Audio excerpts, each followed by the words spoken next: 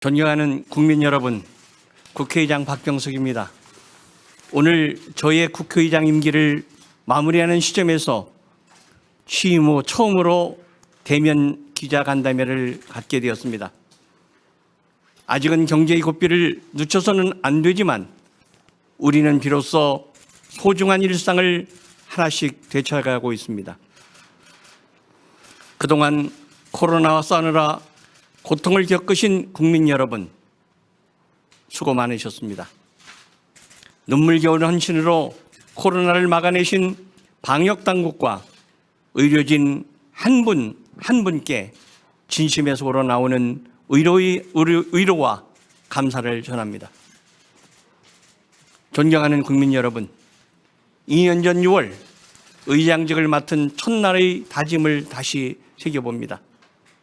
그때 저는 소통을 으뜸으로 하고 대화와 타협으로 국회를 운영할 것을 약속했습니다.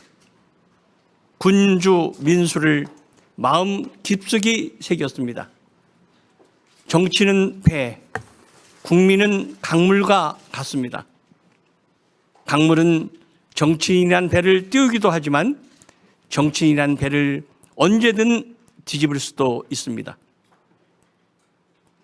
국민을 지키는 국회, 국민과 함께하는 국회, 국민의 미래를 준비하는 국회를 만들겠다고 다짐했습니다. 오직 국민과 국익만 바라보며 최선을 다했습니다. 무엇보다도 대화와 타협의 의회 민주주의를 꽃피우고자 최선을 다했습니다. 21대 국회는 거의 모든 법안들을 여야 합의로 통과시켰습니다.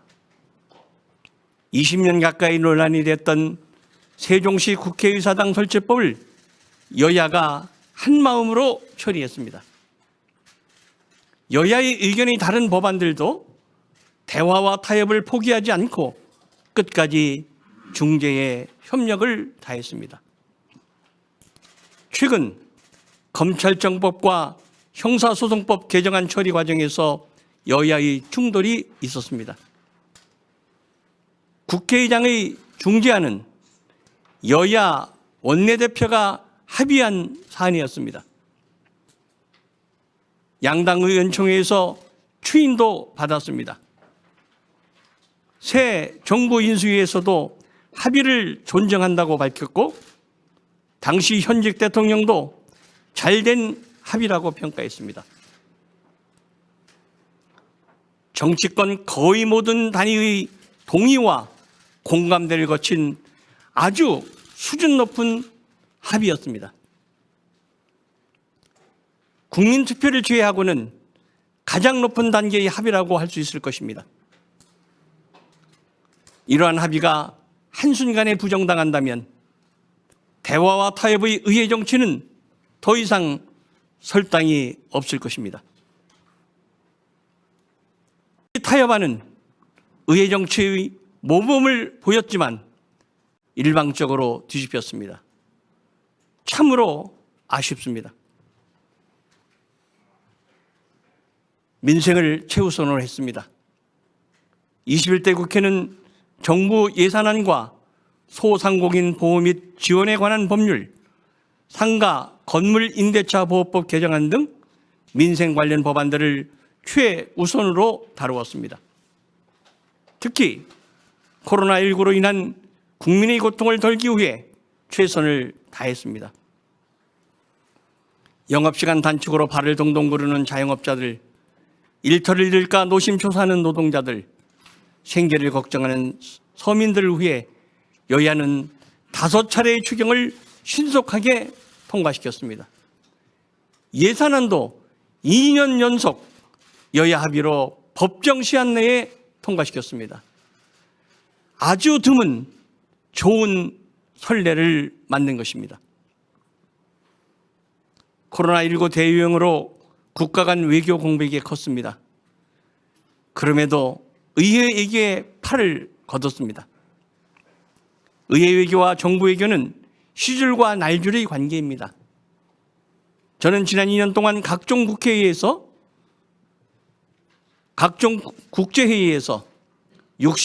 17개국의 국회의장과 23개국의 대통령, 국왕, 총리 등 최고 지도자들과 만났습니다. 한반도의 평화 외교와 코리아 셀주에게 중점을 두었습니다. 아시아 태평양 의회 포럼 총회에서는 한반도 결의안을 만장일치로 채택했습니다. 관련국 대통령들의 적극적 협력을 얻어내 아프가니스탄에서 우리 국민과 우리를 도운 아프가니스탄 현지인들을 무사히 탈출시킬 수 있도록 도왔습니다. 요소수 파동 때는 베트남, 인도네시아, 바레인 등을 직접 접촉해 글로벌 공급망 협력을 구하기 위해 노력했습니다.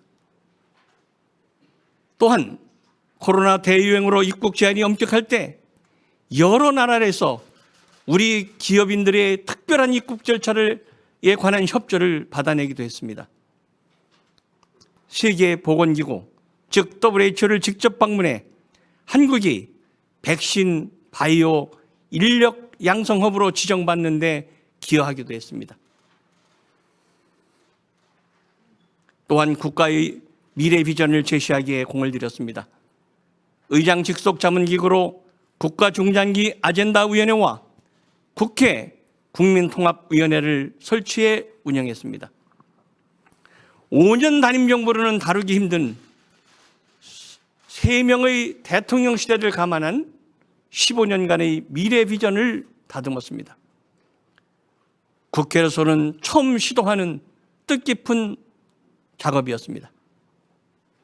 각 분야 석학들이 참여한 국가중장기 아젠다위원회는 포스트 코로나와 4차 산업혁명 시대를 슬기롭게 살아가기 위해선 성장사회에서 성숙사회로 전환해야 한다고 제시했습니다. 각계 전문가들이 참여한 국회 국민통합위원회는 국민통합을 제도적으로 이뤄내기 위한 개헌이 꼭 필요하다고 강조했습니다. 의장인 저 입장과 거의 일치하는 내용이었습니다. 일하는 국회를 지향했습니다. 국회가 언제든지 열릴 수 있도록 국회법을 개정했습니다. 코로나 상황에서도 국회가 단 한 번도 멈추지 않도록 비대면 영상회의 시스템과 비대면 투표까지 할 수 있는 법적 제도를 갖춰놓았습니다. 21대 국회는 지난 2년 동안 본회의에서 역대 최다인 4,355건의 법안을 처리했습니다. 상임위 법안 소위는 이전 같은 기간의 국회 대비 37%가 증가한 470회를 열었습니다. 존경하는 국민 여러분, 이러한 노력과 원칙에도 불구하고 국민 여러분의 눈높이에는 미치지 못했습니다. 부족하고 아쉬운 점도 있습니다. 반면교사로 삼아야 할 일도 있었습니다. 때론 대화와 타협의 정치를 가로막는 장애물들이 엄전하고 있습니다. 그 장애물이 무엇인지 근본적인 성찰과 행동이 필요합니다. 지금 대한민국의 정치는 편가르기와 증오, 적대적 비난에 너무 익숙합니다. 자기 편의 박수에만 귀를 기울이지는 않는지 냉철하게 돌아봅시다. 침묵하는 다수, 합리적인 다수의 목소리에 귀를 기울여야 합니다. 이념과 지역, 세대, 성별로 갈라진 국민 분열의 적대적 정치를 과감하게 청산하십시다. 국민통합으로 나아가야 합니다. 국민통합을 제도적으로 이루기 위해서는 개헌이 꼭 필요합니다. 저는 우리 정치의 갈등과 대립의 깊은 뿌리는 제왕적 대통령제와 한 표라도 더 얻으면 모든 것을 갖는 승자 독식의 선거제도에 있다고 오래전부터 강조해 왔습니다.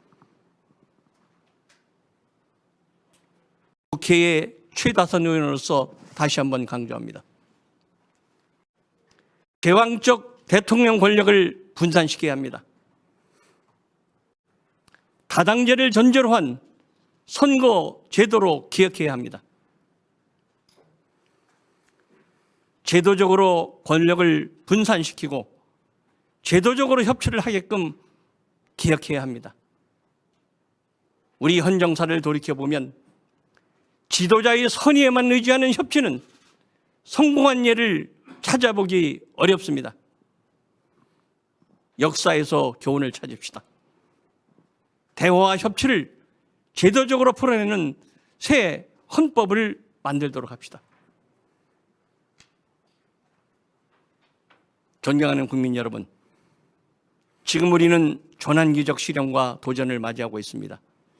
감염병과 기후위기, 공급망 혼란, 남북 갈등을 비롯한 숱한 불안 요인들이 한꺼번에 몰려오고 있습니다. 저성장과 양극화, 사회적 갈등은 깊어만 가고 있습니다. 그러나 우리는 의기에 강한 민족입니다.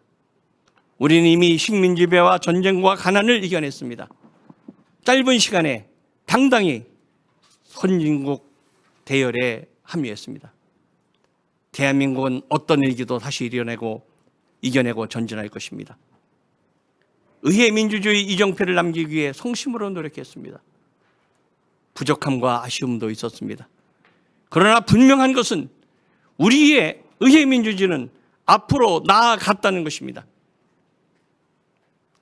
의회 정치가 부활하고 있다는 평가도 있었습니다. 함께 노력해 주신 국회의원 여러분과 국회 직원 여러분 감사합니다. 대다음의 국회 지도자들이 저희 부족함을 거울 삼아 아름다운 의회 민주주의를 활짝 꽃피우기를 바랍니다. 국회의장으로서 국민과 더불어 일했던 지난 2년은 큰 영광이었습니다. 이제 저는 며칠 후면 평의원으로 돌아갑니다. 처음 정치를 시작할 때의 초심으로 돌아가 국민과 국익을 위한 헌신의 길을 흔들림 없이 뚜벅뚜벅 걷겠습니다.